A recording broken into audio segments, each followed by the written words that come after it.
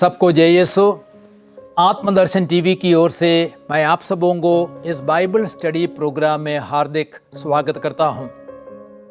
पिछले एपिसोड में हम लोगों ने राजाओं के दूसरे ग्रंथ का अध्ययन किया और इस एपिसोड में हम दो इतिहास ग्रंथ का अध्ययन करेंगे और विशेष करके पहले इतिहास ग्रंथ का अध्ययन करेंगे। पुराने विधान में सामुएल और राजाओं के ग्रंथ के अतिरिक्त दो अन्य ग्रंथ मिलते हैं जो उपर्युक्त ग्रंथों के पूरक माने जाते हैं और इतिहास ग्रंथ कहलाते हैं। दो इतिहास ग्रंथ पहले एक ही पुस्तक में सम्मिलित है। पहले के ऐतिहासिक ग्रंथों में जिन बातों का उल्लेख छूट गया है, इन ग्रंथों में उनका संकलन कर दिया गया है। और अब हम पहले इतिहास ग्रंथ में आते हैं और पहले इतिहास ग्रंथ के 29 अध्याय है। पहले इतिहास ग्रंथ के अध्ययन के समय मैं 7 मुख्य बिंदुओं पर प्रकाश डालना चाहता हूं। सबसे पहले प्रस्तावना, दूसरा पहले इतिहास ग्रंथ का लेखक, तीसरा पहले इतिहास ग्रंथ का समय, चौथा पहले इतिहास ग्रंथ में क्रिस्त, पांचवा पहले इतिहास ग्रंथ में मुख्य आयतें और अध्याय, छठवां पहले इतिहास ग्रंथ का सर्वेक्षण, सातवां पहले इतिहास ग्रंथ की मुख्य शिक्षा। अब हम पहले बिंदु पर आते हैं अर्थात प्रस्तावना। यह ग्रंथ सामुएल और राजाओं के ग्रंथ की घटनाओं का पुनः वर्णन करता है। ग्रंथ का मुख्य उद्देश्य यह दर्शाना है कि यूदा और समारिया के पाप और पतन के बावजूद भी ईश्वर अपनी प्रतिज्ञा के प्रति वफादार है। जो लोग यूदा में हैं उनके द्वारा ईश्वर अपनी योजना को पूर्णता तक पहुंचाना चाहते हैं। ग्रंथ के द्वारा लेखक यह भी बताना चाहता है दाऊद एवं उनके वंशज ही यूदा एवं इस्राएल दोनों के वैध शासक थे। यरूशलेम मंदिर ही एकमात्र ईश्वर द्वारा स्वीकृत मंदिर है और उसकी धार्मिक विधि ईश्वर द्वारा स्वीकृत एकमात्र विधि है। अब हम देखते हैं दूसरे बिंदु को अर्थात पहले इतिहास ग्रंथ का लेखक। ग्रंथ में लेखक का कोई उल्लेख नहीं है, लेकिन यहूदी तालमुद परंपरा के अनुसार पुरोहित एजरा को इस ग्रंथ का लेखक माना गया है। ग्रंथ का विषय वस्तु, मंदिर, पुरोहिताई, ईश्वर द्वारा दाऊद की वंशावली की सुरक्षा, ये सब एक पुरोहित द्वारा रचना की ओर इंगित करता है। एजरा ने 457 ईसा पूर्व में निर्वासन से यरूशलेम लौटने वाले कुछ यहूदियों की अगुवाई की और उसने उनका आत्मिक मार्गदर्शन भी किया। माना जाता है कि उसने संभवतः 450 और 430 ईसा पूर्व के बीच में इतिहास ग्रंथ को पूरा किया। अब हम तीसरे मुख्य बिंदु पर आते हैं। पहले इतिहास ग्रंथ का समय माना जाता है आदम से 500 ईसा पूर्व तक पहले इतिहास ग्रंथ का समय है। दो इतिहास ग्रंथ इस्राएल के इतिहास को प्रस्तुत करते हैं। इसमें पहले 9 अध्याय 1 से 9 में आदम से दाऊद तक की वंशावली दी गई है। अध्याय 10 से 29 तक यूदा इस्राएल पर दाऊद के 33 वर्षों के शासन अर्थात 1004 से 971 ईसा पूर्व इस शासन पर प्रकाश डाला गया है। लेकिन इस वंशावली में 500 ईसा पूर्व तक जीवित लोगों को भी सम्मिलित किया गया है। जैसे कि हम देखते हैं कि जरुब्बाबेल के पौत्र पाल्टिया और यशायाह भी शामिल है। अध्याय 3 वाक्य संख्या 21 में इस बात को हम पढ़ते हैं। अब हम चौथे मुख्य बिंदु पर आते हैं अर्थात पहले इतिहास ग्रंथ में क्रिस्त। पुराने नियम में दाऊद क्रिस्त का सुंदर प्रतीक है। पाप के बावजूद भी दाऊद प्रभु के मन के अनुकूल व्यक्ति बना रहता है। वह प्रभु द्वारा अभिषिक्त राजा बना जो मसीह का अग्रदूत बना। प्रभु के साथ संबंध में वह कभी ढीला नहीं पड़ता है अधिकांश अन्य राजाओं के समान राजा दाऊद कभी भी मूर्ति पूजा के पापों में वह नहीं गिरे। वह यहोवा के प्रति हमेशा वफादार था और एक आदर्श राजा था। उसके शासनकाल में न्याय, धार्मिकता, प्रज्ञा, साहस और दयालुता को बढ़ावा मिला। वह एक ऐसा आदर्श या मानदंड बना कि अन्य सभी राजा दाऊद के मानदंड से नापे गए।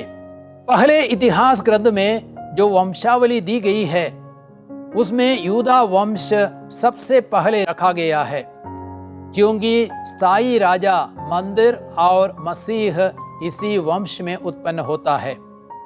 उत्पत्ति ग्रंथ अध्याय 49 वाक्य संख्या 10 आप पढ़े। अध्याय 1 से 9 में दी गई वंशावली नए विधान में क्रिस्त की वंशावली का एक आमुख है। अब हम 5वें बिंदु पर आते हैं। पहले इतिहास ग्रंथ के मुख्य आयतें और अध्याय। मुख्य आयतें हैं अध्याय 17 वाक्य संख्या 11 से 14 और 29 वाक्य संख्या 11।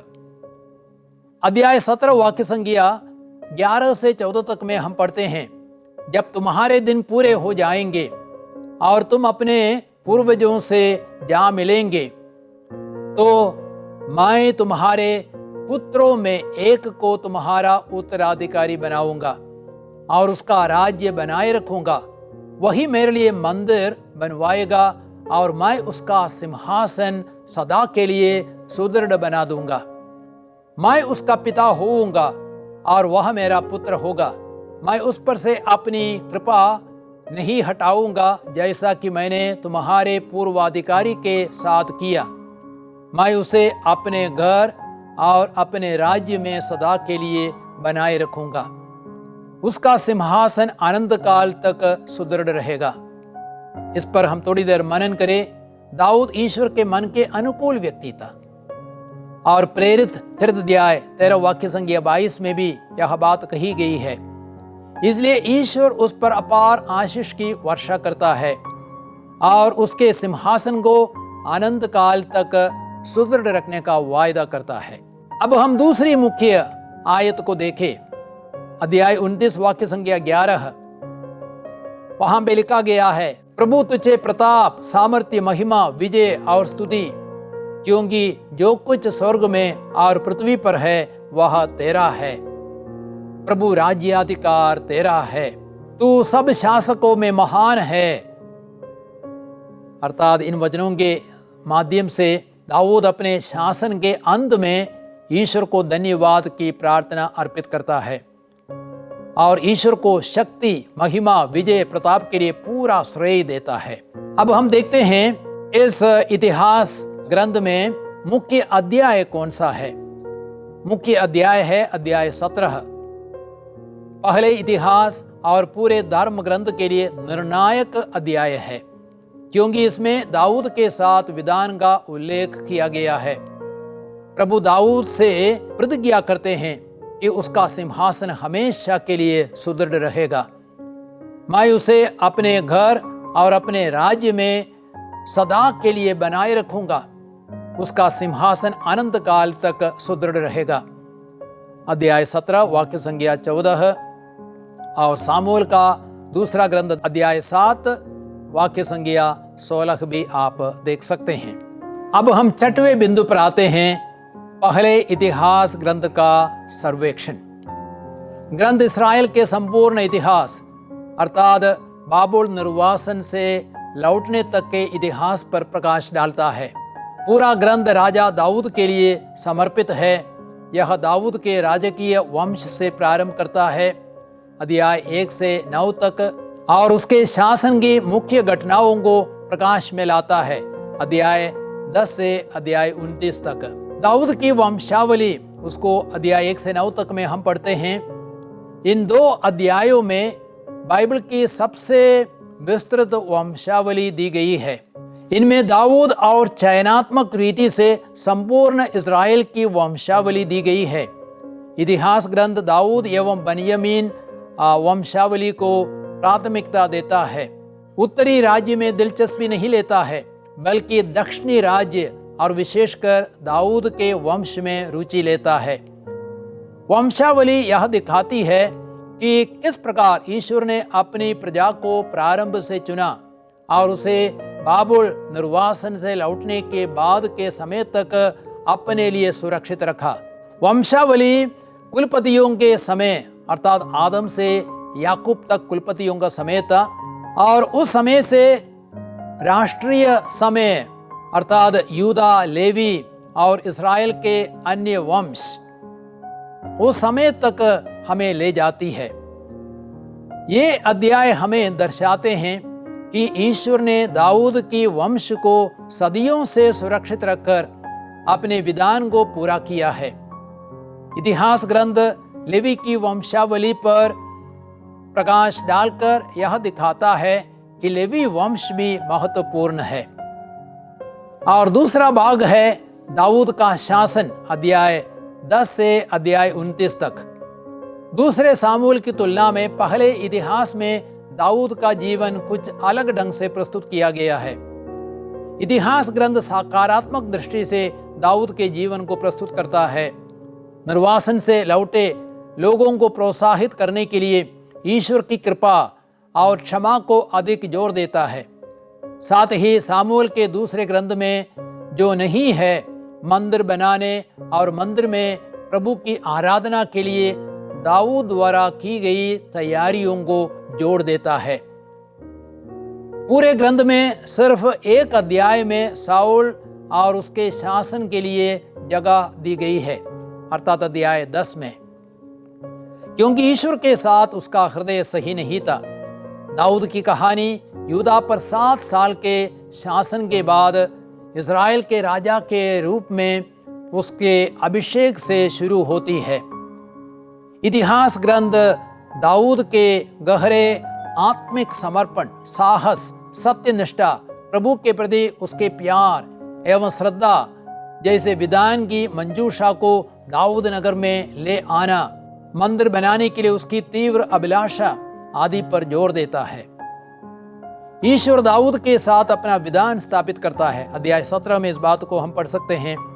और उसके शासन काल में राज्य मजबूत एवं विस्तृत किया जाता है, अध्याय 18 से 20 तक। उसके द्वारा जनगणना का पाप इसलिए दिया गया है ताकि लोग जान जाएं कि ईश्वर के आदेश का उल्लंघन करने का अंजाम क्या होता है। ग्रंथ का बाकी भाग अर्थात अध्याय 22 से 29 तक दाऊद द्वारा मंदिर बनाने की तैयारी, उसमें प्रभु की आराधना, लेवियों और याजकों के कर्तव्य आदि बातों पर ध्यान देता है। लेकिन प्रभु दाऊद को मंदिर बनाने नहीं देता है। अध्याय 28 वाक्य संख्या 3 में हम पढ़ते हैं, फिर भी दाऊद मंदिर का नक्शा बनाता है, उसकी सामग्रियों को बटोरता है, स्थान तैयार करता है और लेवियों, पुरोहितों, गायक मंडली, द्वारपालों का दल एवं सैनिकों का प्रबंध करता है। दाऊद द्वारा प्रभु का सुंदर सार्वजनिक धन्यवाद एवं राजा के रूप में सुलेमान का अभिषेक और दाऊद के देहांत के साथ ग्रंथ का समापन होता है। अब हम 7वें बिंदु पर आते हैं, अर्थात पहले इतिहास ग्रंथ की हमारे लिए शिक्षा। एक महत्वपूर्ण शिक्षा यह है, ईश्वर अपने विधान के प्रति वफादार है। मनुष्यों के पाप एवं विद्रोह के बावजूद भी ईश्वर उन्हें नहीं त्यागता है। पहला इतिहास ग्रंथ हमें दर्शाता है कि ईश्वर ने दाऊद की वंश को सदियों से सुरक्षित रखकर अपने विधान को पूरा किया है। अतः हमें प्रभु के आदेशों का पालन करने के लिए पक्का निर्णय लेना है। हमें सही ढंग से प्रभु की आराधना करने में ध्यान देना है। और एक दूसरी शिक्षा यह है, हमें प्रभु के भक्त बनना है।